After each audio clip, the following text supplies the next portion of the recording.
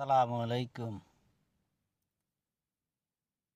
আমি ভারতের মুসলমান ভাইদের উদ্দেশ্যে তাদের সুরক্ষার জন্য, তাদের স্থাপনা, তাদের সম্পদ, তাদের ব্যবসা প্রতিষ্ঠান রক্ষার জন্য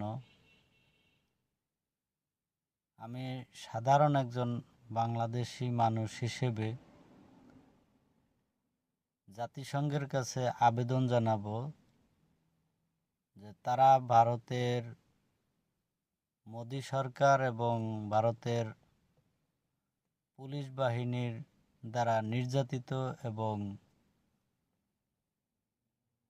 মর্মান্তিক খুনের ঘটনা পর্যন্ত ঘটতেছে, তাদেরকে রক্ষার জন্য জাতিসংঘ যাতে তাদের সহায়তা করেন, আমার এই আবেদন থাকবে। আল্লাহ হাফেজ।